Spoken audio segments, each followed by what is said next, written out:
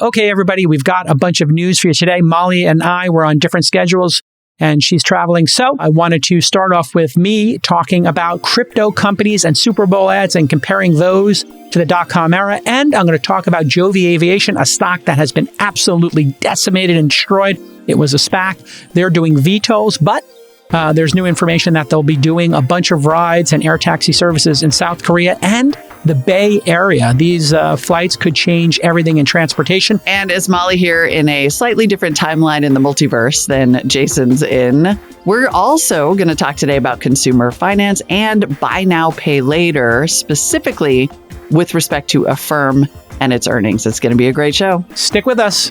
This Week in Startups is brought to you by Lemon.io. Need to speed up your product development without draining your budget? Hire vetted engineers from Europe at Lemon.io. Go to lemon.io/twist to get 15% off for the first 4 weeks. Boast. If you're a startup developing new software or R&D, you may be owed up to $250,000 in cash back from the government. Boast helps you get that money quickly and easily. The first 50 customers will get 10% off their first year by mentioning promo code TWIST at boast.ai/twist. And Odoo is a fully customizable and fully integrated suite of business apps that lets you build and scale your stack as you build and scale your business. Your first app is free forever, and right now, Odoo is offering $1,000 off your first implementation pack at odoo.com/twist. That's odoo.com/twist. Hey, everybody. Welcome to the show. I'm going to be doing some solo news today while Molly is on the road going to a speaking gig. She also is going to comment on some buy now, pay later e-banks in a moment, but I wanted to start off talking about all these high-profile Super Bowl ads from crypto companies yesterday. We're going to break them down and react to them. I'll have some producers jump in as well. There were 4 specific crypto ads. They were all pretty well done. Coinbase, FTX, Crypto.com, and eToro all paid somewhere in the neighborhood of $7 million. That was the record-setting price for a 30-second ad this year in 2022. And a bunch of you in our audience pointed out, it felt a little bit like the dot-com era, didn't it? An influx of companies, maybe with questionable or nascent being charitable, questionable being the most cynical descriptors of these companies. Obviously, we had an influx of those during the 2000 Super Bowl, the dot-com era. A lot of people compare dot-com to crypto. And I think it's a fair comparison because in both cases, the public, right, has gotten super enamored with these companies, and the public has been engaging and betting on these companies. That was the indication that we were in a bubble in 2000. The public, whether it's your, at the time it was your gardener or your gas station attendant. Now it's the proverbial Lyft, Uber, or DoorDash driver talking about these companies. In other words, they've crossed over from professional investing class, the venture capitalists and the capital allocators, the public market institutions, and gotten to retail investors. Some of those old ads, Pets.com, now defunct, E-Trade, and Our Beginnings. Obviously, E-Trade survived all that. And we found this wonderful Fast Company article from January of 2020 that detailed some of the insane spending of dot-com era companies on the Super Bowl.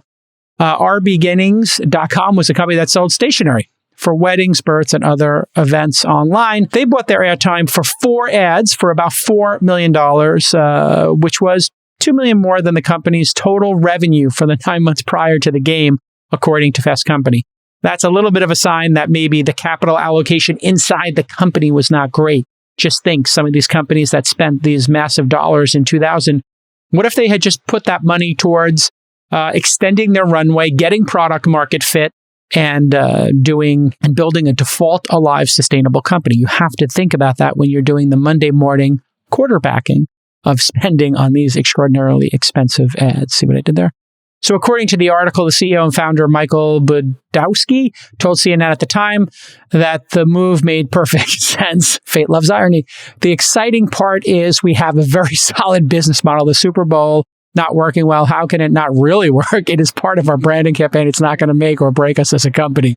11 months later, Our Beginning pivoted their business model from selling stationery to consumers to focusing on wholesalers. Classic startup move. It doesn't work with consumers. So you don't get product market fit. You then go try to do it with an easier, smaller group of people, enterprises, companies. Just 23 months after the airing of their infamous Super Bowl ads are beginning file for Chapter 7 and shut down. Here's the ad. Picture in a picture. I'll respond in real time. You said you had a large selection of invitations. But we do.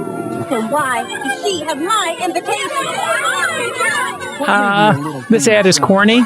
You're mine, little man. Could be a really big deal. It makes no sense. It's goofy and poorly produced. After all, it's yours. And it has a bunch of people screaming at a wedding, which is the worst possible thing you could be at. A wedding with people fighting. Like, it's actually like a nightmare. They decided to make a commercial out of nightmare. Negative branding. No idea what the company does. They should have just talked about how much better their solution was. But because they didn't have product market fit, they probably didn't even know how to craft an ad. So this is thoughtless and a not very well thought out business or an ad. Obviously, stationery is a huge business. If they just said, get wedding, birthday, etc., stationery in half the amount of time for half the price, that would have been a better ad. Literally having the founder come on and say, we provide stationery for weddings at half the price in half the amount of time because you design it online.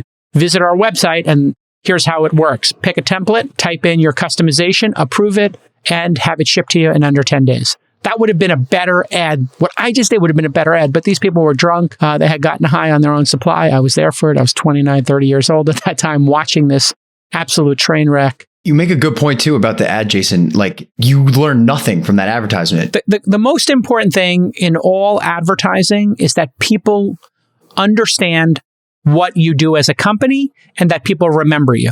Sometimes people look at these commercials and they just copy the aesthetics of a commercial. Copying the aesthetics of a commercial is not how you do great marketing. The way you do great marketing is combining the aesthetics and an idea with the value proposition of the company so that they're aligned, right? You want to grab people's attention, make them understand your company, have them have some call to action. Those are the best ads when you think about them. And that's why, for example, a company like Calm.com, which didn't do a Super Bowl ad here, but their ads, when you see them in your social feed where it says, hey, take a deep breath, follow the breath of this, video and get calmer, or try to do nothing for 30 seconds. You remember it. You remember Calm did it, etc. So in fairness, crypto companies are different than .com companies in that they are printing money. The best example would be Coinbase. They made $406 million in net income profits that went into their bank account, like the actual cash in last quarter. So spending whatever they spent on this Super Bowl ad is about 1% of the quarter, and $1.6 billion for the quarter before that. Obviously, the crypto space has benefited from a lot of fluctuations and free money, stimulus checks, etc. By comparison, AB InBev, the makers of Budweiser, produced $2 billion in net income for the most recent quarter. So again, Budweiser is the famous Super Bowl advertiser. Coinbase, not that far off. It's an interesting comparison here, right? They both print money. They both have profits. So when you have those profits, you earn the right to do an exciting Super Bowl ad, which is great for your employee morale, maybe cementing your branding versus competitors. Sometimes you don't have a choice but to be there. I think for Coinbase, they don't really have a choice but to be there because their other competitors are there. So they need to be there, I think, in some way. Other big signs that the crypto companies have money to spend, obviously, is these incredible investments. Binance just announced a $200 million investment into Forbes this weekend.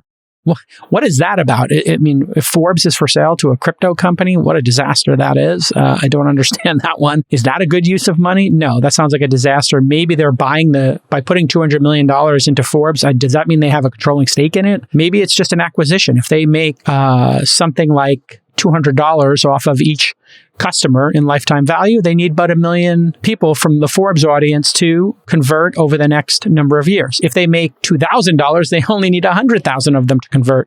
So maybe what they just bought was the traffic and all of those people reading Forbes and the SEO from it. Maybe next year's Forbes 30 under 30 will just be all Web 3.0. When you're scaling your startup quickly, hiring engineers can and slow you down like nothing else. We all know that. Well, here's some good news for you. Lemon.io will find you the perfect candidate within, wait for it, 48 hours, I kid you not. And what is Lemon.io, you ask? They're a marketplace of engineers from Europe, where some of the greatest engineers in the world are based, and they'll match you with a candidate, again, within just 48 hours. That's 2 days for those of you doing the math at home. And if it doesn't work out, they're going to replace the developer right away. So there is no risk for you, the founder of a startup. And they test and interview every developer to eliminate the risk of a failed project. So we got a testimonial from Launch Portfolio founder Drew Fabricant, and he told us that Lemon was a game changer for his startup Scout, which is a lead gen platform. They do great stuff. They were under the gun. They needed to hire a developer with a very specific skill set as soon as possible. And Lemon delivered. And they were a pleasure to work with, according to my pal Drew. So not only did they find exactly what they were looking for, but Lemon also delivered them a second engineer really fast. What a great story. So here's your call to action.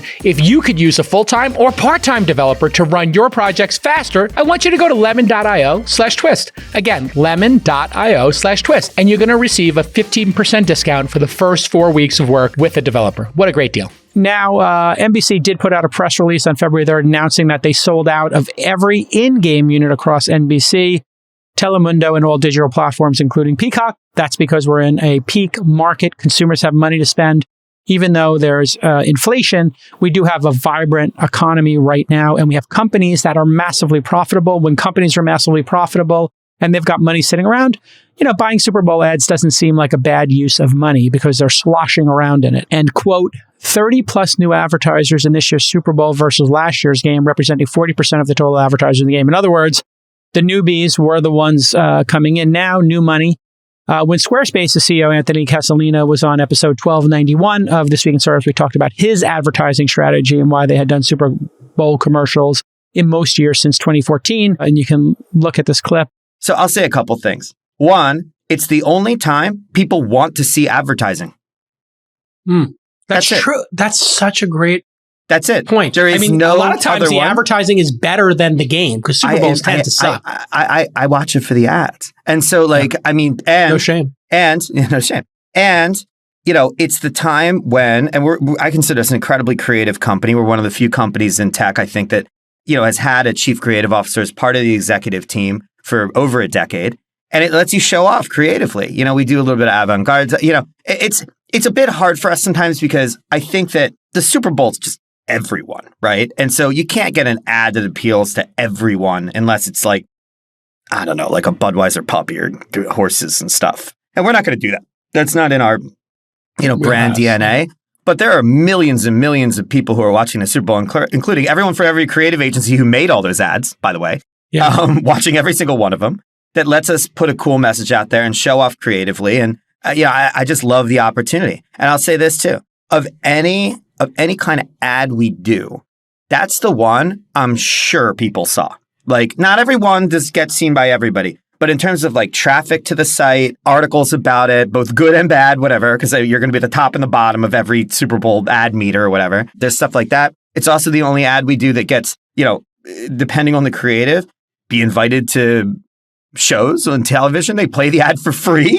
Yeah, they that's the crazy part about it. They ask you to talk about it. I mean, no other thing has anything like that reach-wise and attention-wise. So it's incredibly, and even in the second place thing you would do, like a Grammys or an Oscars or something, it's not even close to the same.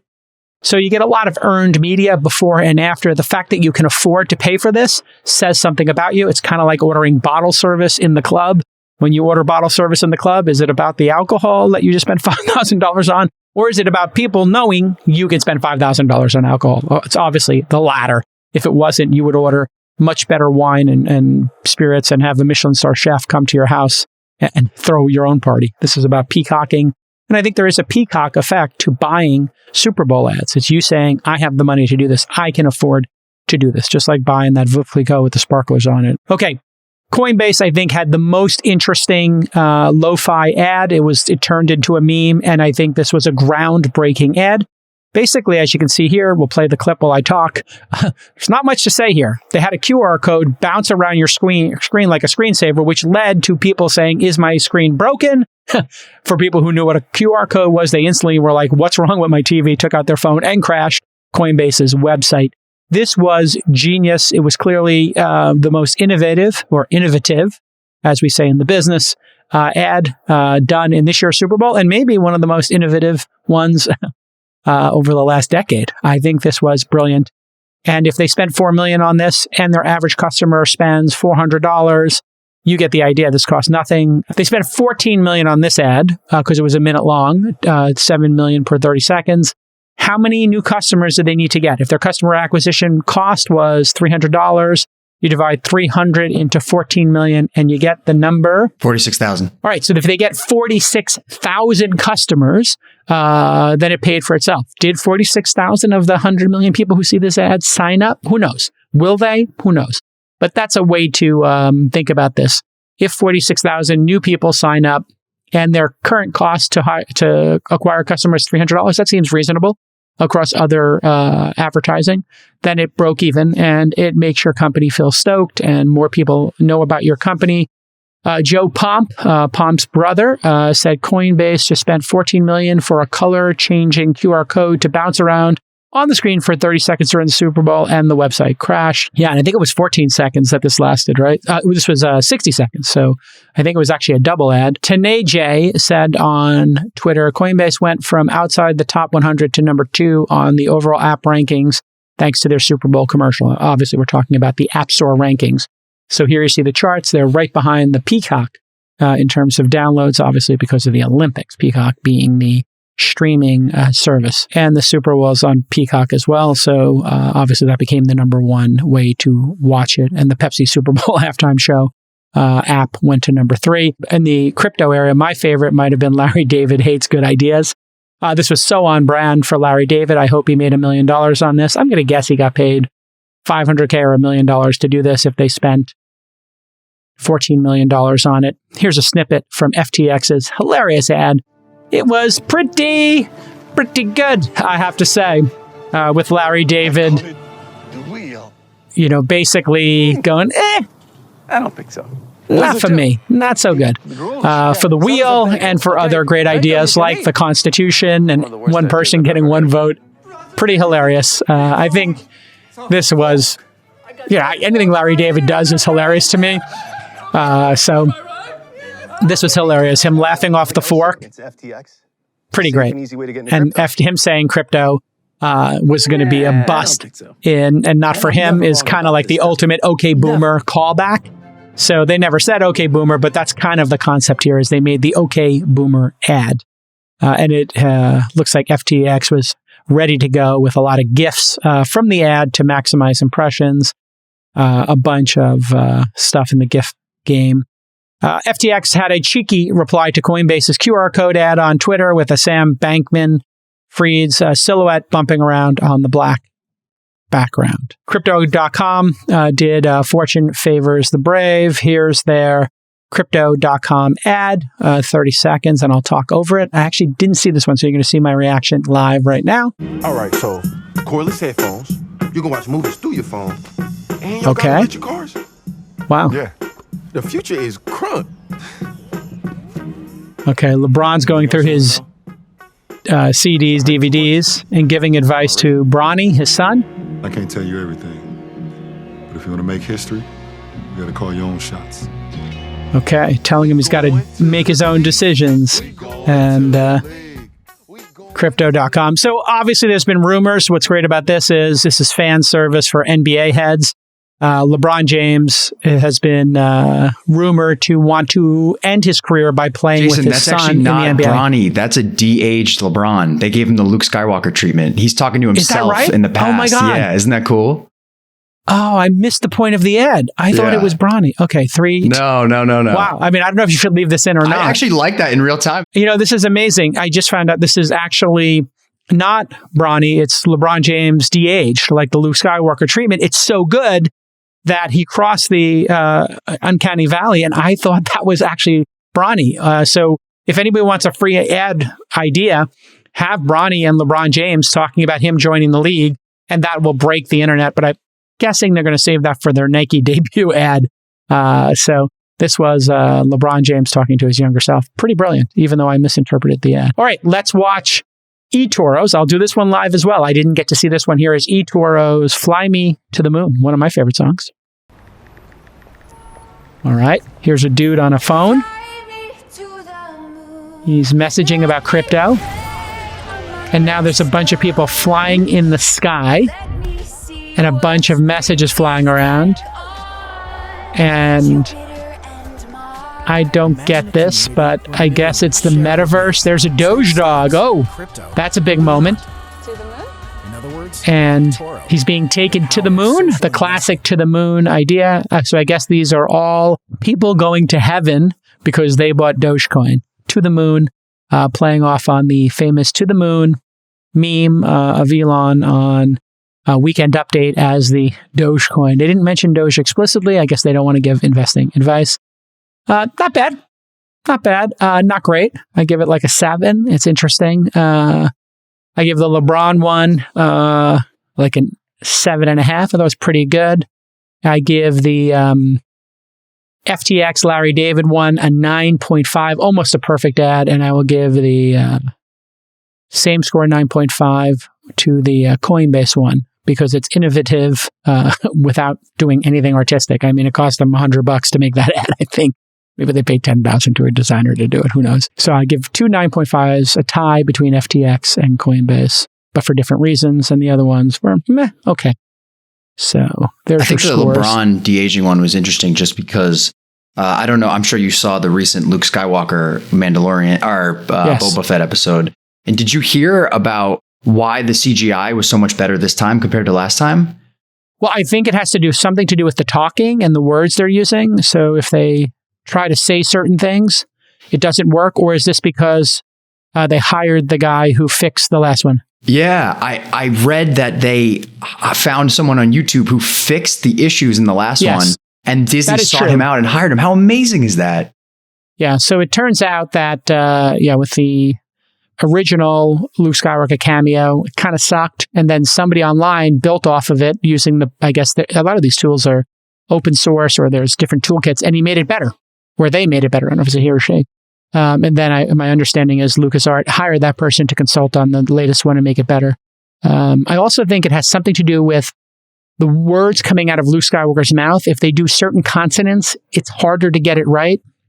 So 2 of the uncanny valley issues have been lips moving to the words. That's hard to get right. And then hair was the other one. It feels like hair has been done since the movie Brave when they had the big red hairdo. I understand that was a really challenging thing for that movie, was to try to get Mara's hair right because it was this big, the hair was part of the star of the show and she had a lot of it. So getting that right is hard, and then getting the words coming out of people's mouth correct. So congratulations to the Super Bowl folks. Again, not exactly analogous compared to 2000. So the 2000 ads, you were looking at money-losing companies in a lot of cases, and really not a great use of capital. But for the crypto ones, it's easy to be cynical, but they are printing money. They do make a lot of money off of people betting on crypto on their platforms. So if they spent 2,000 of it to build brand awareness, if they spent 50% of their dollars on brand awareness, so of 7 million or 14 million, if half of it went to brand awareness and half went to return on investment, in other words, people signing up, probably a pretty good use of funds, actually, or not a reckless use of funds. So I don't think this would be categorized as reckless if these companies are profitable or money printing. So good job all around, I think. If you're a startup developing new software or investing in R&D, you may be owed up to $250,000, $250,000 in cash back from the government. But the R&D tax credit program is very complicated. That's why most people don't take advantage of it. It requires a bunch of technical and financial justifications for the IRS. And that's where Boast can help. Boast is a platform that helps startups get cash back from the government. They integrate with over 60 different software providers, which automates document gathering. This helps Boast deliver the fastest IRS-compliant R&D tax claim in the industry. Companies like Bevy Labs and Dooley have recovered hundreds of thousands of dollars with Boast over the past few years. So what is the cost? Well, Boast only makes money once you've gotten cash back. If you don't get paid, they don't either. And if you do, they'll take a modest percentage, between 10 and 20%, depending on the volume of your return. So the upside is free money from the IRS, and the downside is no risk. So here's your call to action. The deadline to claim is approaching fast. So contact Boast today. The first 50 customer signups will get 10% off their first year filing. Just mention the promo code TWIST. For me, I also liked the Sopranos ad. I thought that was very cute. Producer Nick is a Sopranos fan. I went in ready to be super cynical about it, but then when I saw AJ and Meadow looking, when you heard the music, you were just like, "Oh boy, what's going on here?" Yeah, it was a little. That's exactly. I was like, "Oh no, sellouts, here we go." But when I saw it was Meadow, I kind of felt like I think I want to see that Meadow and AJ take over the family business, and them becoming captains, and then who's left in the crew to teach them, and then fast forward to them never explaining what happened to Tony, but revealing what happened to Tony over time, over that season. I mean, are you a buyer or seller of that? Call me a cynic. What do they call it? A headcanon, when it's like what you think happened after the show ends. Spoiler alert. In my headcanon, Meadow and AJ are dead. They got shot at the table with Tony and Carmela. They're all dead. So that's an interesting one. Not to be sinister. Well, I mean, there's a couple different theories. One of the theories is that Meadow, because the last scene is Tony eating the onion rings, it's that Tony witnesses Meadow getting whacked. And then the gun comes for him. So I don't know if you ever heard that theory. I've only heard it one time. But think about the gravitas of Meadow trying to park, then coming in and getting whacked, and Tony seeing it, then Tony getting whacked. And then what if AJ were to take the gunman down, or somebody else would take the gunman down? Maybe there was security was outside for Tony, and they kill the killer. And then who's left? Mom, AJ, Tony's dead, and Meadow's in a coma. Yeah. Meadow gets out of a coma, and now AJ and Meadow want to, this is my theory, AJ and Meadow want to get revenge for their father. And Mom is trying to figure out if she should let them take over the business because, she's always been, am I a supporter of murder and crime? Yeah. And let's say after she sees Tony get killed, she's all in as well. Right. And then you have this AJ and Meadow deciding, do they want this life, and do they want to bring our thing back? That's my kind of retcon of the whole thing. And that was the big thing with the series, right? Is like that was always Tony's comeback to Carmela whenever they would get in a fight, is she would tell him to stop doing this. And he's like, well, you love this life. You love the material aspect of it. You love living in this big house, but you don't like when I actually have to do the job, Yes. So that is interesting. Them grappling with getting into the life that they saw and ruin Meadow their being family. on life support, right? And then getting revenge. It's like the whole thing is perfectly teed up. As I described it, would you want to see that? Yes, of course. I mean, the Many Saints of Newark was a mess, but I watched it and I loved it, and I would watch it again. Me too. Complete train wreck, and I loved it. Complete train wreck. Like, what was the plot of that movie? And then all of a sudden, like, Ray Liotta is dead, and then what? Nope, he's a twin. He's back. You're like, what? Yeah, what? It makes no sense. Yeah, makes no sense. And the twin is in jail. I'm like, what is going on? I mean, literally, the movie was such a mess. I had to read the recaps to understand what happened. That's when you know something went amazing. Wrong. I mean, David Chase didn't direct it, so I think that was the main problem. Okay, vertical takeoff and landing. VTOL company JOBY Aviation is making moves. Over the past month, they announced an upcoming air taxi service in South Korea. And they asked the FCC for permission to test air flight taxis in the Bay Area, as I predicted. And they broke a VTOL speed record. Let's zoom out and break down what's going on here. As you know, they went out via a SPAC. The SPAC has not done very well. Their stock has been decimated. It's down 70% over the last year, like most other SPACs and tech stocks. As I've said many times on this program, SPACs are an innovative and interesting way to get access to the public markets. However, what we've seen is exactly what I've said. Day traders, people flipping stocks, are the antithesis of what you want in a venture-backed company. When people are trying to figure out product market fit, do you want people day trading, or do you want them betting on the stock and waiting 10 years like I do for a living?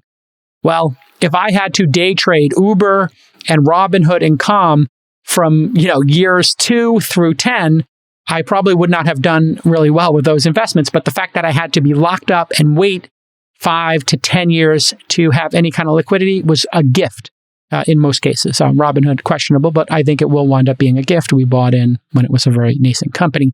So Joby stock is way down. It's now worth $3 billion after being worth about $10 billion at this time last year. $3 billion's a fine market cap for a private company like Joby. I think it would probably be worth 5 to 7 as a private company. I don't know their last private market evaluation because people would then, of course, be holding for a 5 to 10 year window. However, partially due to the recent announcement, stock has a little bit of momentum. It's up 30% over the past 5 days to $5 or so. Q3 earnings in September, Joby is still pre-revenue. As again, you know, when companies become worth $1 billion and their pre-revenue and their pre-product market fit, remember Jason's law, it could be a scam or it probably could fail. So, you know, Joby's got a lot to prove. I think in this case, Joby's a bet I would want to make at $3 billion. I'm a buyer of the stock, I'll be honest, knowing what I know. Even though they lost $185 million in the first 9 months of 2021, that's what these companies do. They lose money and then they print it because it's speculative technology. They currently have $1.5 billion in total assets, and they have something like 6 years of runway based on their burn. Joby announced in January they hit 205 miles per hour during a test flight of their S4 aircraft, which they claim to be the fastest record ever. Next stop is doing it at 10,000 feet. In July, the S4 also surpassed the estimated range of 150 miles by covering 154.6. This was on a single charge during a 77-minute flight from San Francisco to Lake Tahoe. That's an amazing feat. And that's exactly the kind of routes we're going to be talking about people taking. You want to go from the Bay to Tahoe, the Bay to Reno, the Bay to Napa, you know, to Reno, all that kind of stuff is a really interesting use of these. And I predicted going over mountains and going over water is going to be the first use cases here, because if these things fall out of the sky, the chances of it falling out of the sky into the water and the people surviving is great. And the chances of it falling out of the sky into the water and landing on somebody is low, right? That's a really great use of this. Joby claims it's 100 times quieter than a helicopter. I think that's actually true. Wingspan of almost 40 feet and a weight of 4,400 pounds. This version can carry a pilot and up to 4 passengers, which I think is the perfect mission. In January, Joby secured a $40 million contract with the Air Force for its Agility Prime program.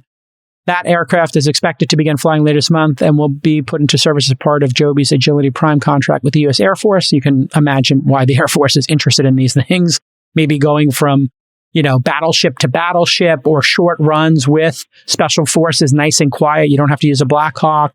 Really, a lot of great uses for these. Joby also filed documents with the FCC, which asked for permission to test out air flight taxis in the Bay Area. I predicted this. I didn't have inside information, but I think it's kind of obvious. One of them is between the Golden Gate Bridge and Alcatraz Island. The other is south of the Golden Gate, the Bay Bridge, which is in Alameda. If you don't know the Bay Area, there's a bay separates the Golden Gate Bridge, separates the north from the south, the San Francisco city from Napa and those areas. And the Golden Gate Bridge, you see constantly helicopters flying in and around it, doing all kinds of tours. Imagine something like that, where you go from the Bay and you fly out and see the Golden Gate Bridge and go around Alcatraz. What a great route that is. South of the bridge, if you go east and then a little bit south, you get the Bay Bridge. That connects San Francisco with the East Bay. That includes Oakland and Berkeley. What's great about that area? Well, you have SFO there. You have the Oakland Airport as well. And those two airports could have taxi service between them. So if you were coming internationally and needed to do a puddle jumper from the South Bay, that could be very compelling. Or maybe people from the East Bay who are commuting into work or to go to a Warriors game at the Chase Center could take something from the Oakland Airport right to, say, Chase Center or to the baseball where the Giants play. These are all really interesting routes. Again, you're over water. And so it's got a tourism thing and a practical, sort of effect where you could use it for commuting eventually. And these are going to be done publicly. And according to Joby, I think they're going to do these to get more media coverage. And they're going to provide air taxis in South Korea as well. Not sure where, but there's plenty of places with water. I think the next place also is Australia to do these because, again, a bay, New York, perfect. You want places with good weather. And probably Bay areas. The plan is to begin with 1 or 2 routes in Seoul, and they want to get up to 10 air taxi terminals by the end of the decade, all of which would connect to local buses, subways, and other forms of mobility. So again, this is like connecting people. They get off the subway, they go to the airport, they get out of the airport, they get to the subway or buses. These are the future, in my mind, of transportation. I think that these are going to be here long before self-driving sort of hits critical mass. I know that might be a controversial statement, but these things are going to be the game changer of all game changers in terms of transportation. I think they're going to be extraordinarily safe when compared to helicopters, which is a pretty low benchmark. And then the question is, are these safer than driving in cars? And so I think there is a chance within 10 to 20 years, we'll look at the statistics for flying in a VTOL and the statistics for driving on the ground, and the VTOLs will be safer by miles traveled than cars. Why? Because it's going to be a shorter trip. You're going to be able to go 200 miles an hour, which means in a car, you're going to be going 50 to 75 miles an hour. If you do it on a per mile basis, it is possible that, just like in commercial aircrafts, it's safer in the air than in the ground because of how fast you're going on a per mile basis. So I'm really excited about this future. Thanks for tuning in. Next up, Molly is going to talk about buy now and pay later, a space with a lot of challenges. And I wonder if this space could be maybe incentivizing people who shouldn't be paying later and who should be buying now with cash. Maybe they're getting ahead of their skis. We'll hear more from Molly in the next segment. Stick with us. If you listen to This Week in Startups often, you've heard me talk about Odoo's suite of business apps a lot. Well, they are going to give you your first app free forever and $1,000 off your first implementation pack at odoo.com/twist. Here is why Odoo is great for startups. Their suite of business apps helps run your entire company on one platform, and they'll streamline workflows by bringing all your information together. This eliminates annoying repetitive tasks like entering data across multiple platforms. Plus, if you only need 2 or 3 apps to optimize your workflow, that's all you're going to pay for. Odoo won't charge you for apps you don't use. Odoo offers over 30 main apps and over 16,000 apps from their open source community. Their apps include bookkeeping, sales, CRM, website builders, and more. So again, your first app is free forever. But Odoo is also offering you $1,000 credit on your first implementation pack, which you can get at odoo.com/twist. That's odoo.com/twist to get that $1,000 right now. All right, so we're tag teaming the news today because, look, sometimes you're just on different schedules. So we each get to bring a story or two that we're obsessed with.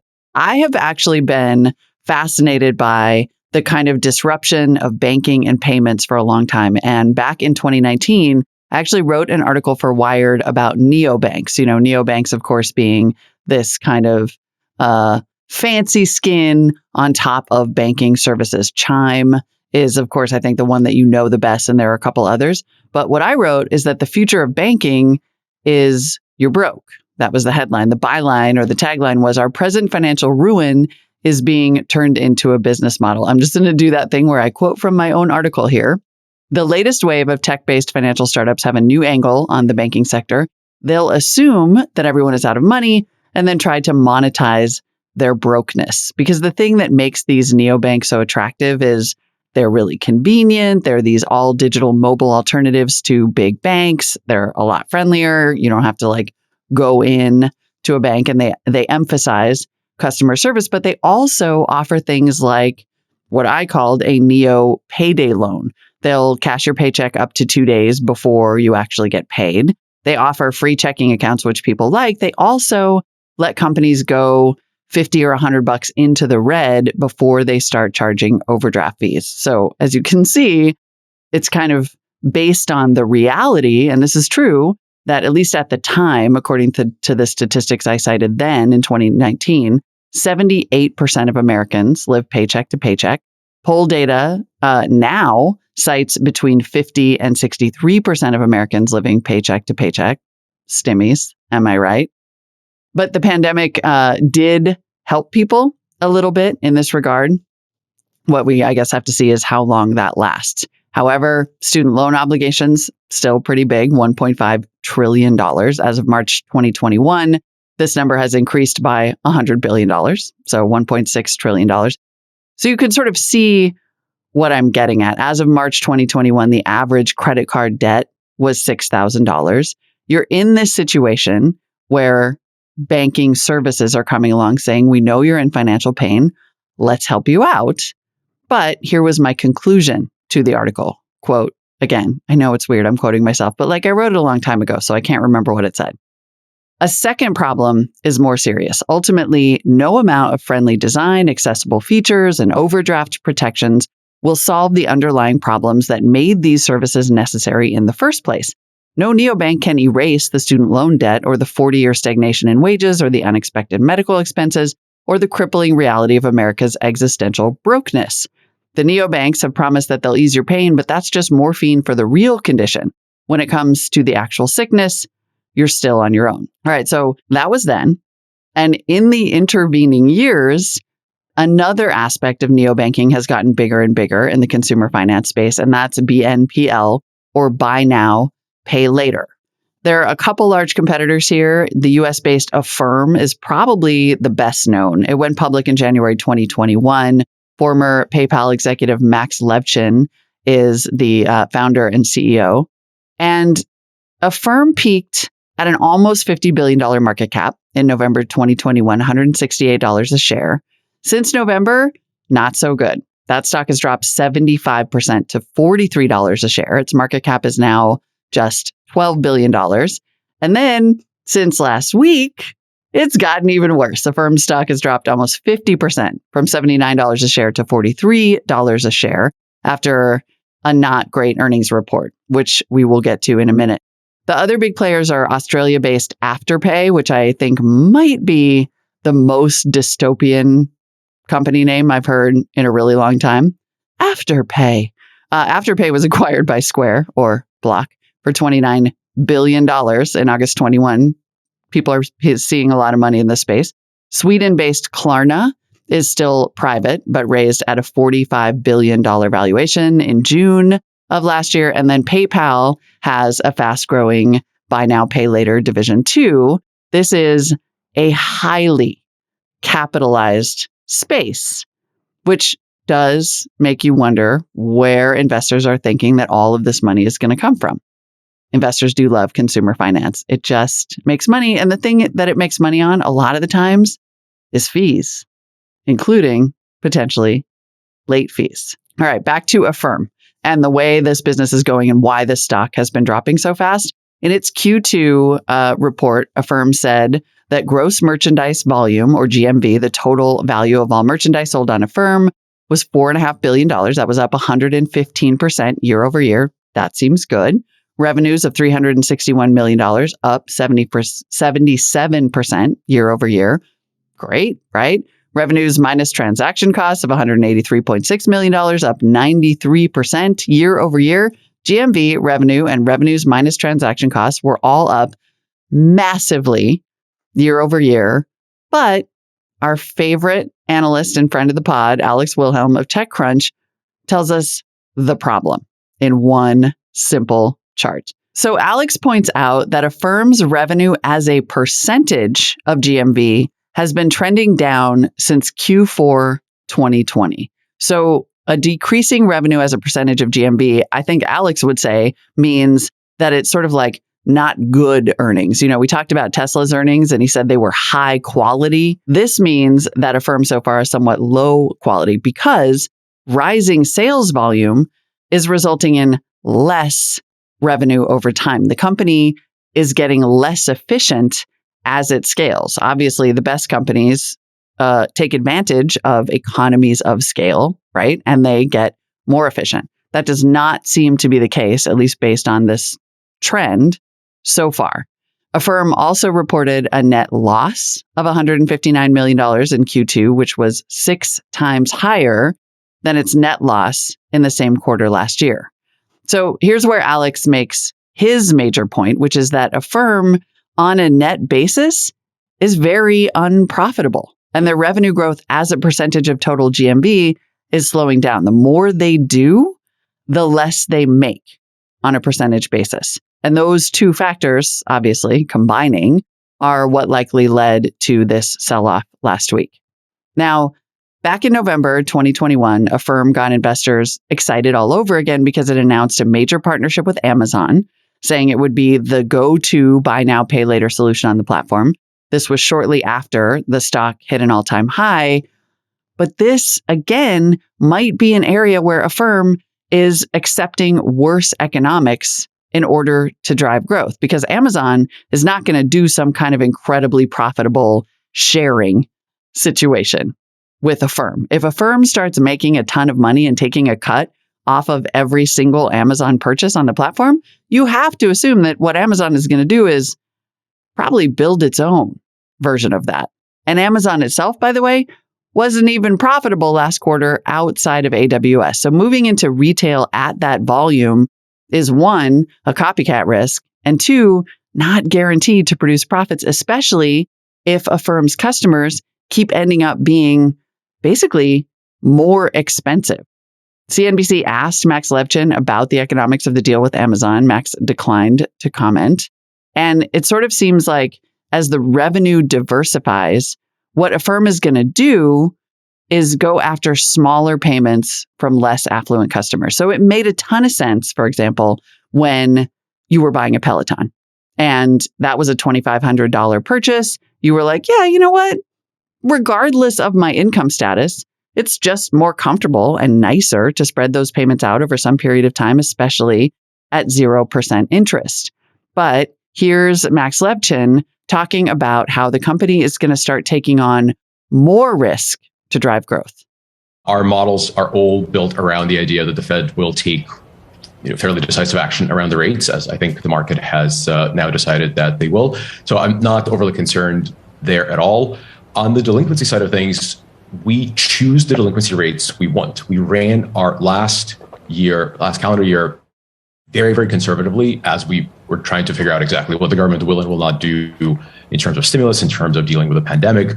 You saw we disclosed our rates from the prior 2 years. You can see that they were quite a bit higher. We made a decision and said it to the market last quarter, I believe, that we're going to loosen our approvals a little bit to encourage growth. We are still very much in control of those numbers. So I want to reiterate what he just said there, which is we're going to loosen our standards a little bit to drive growth.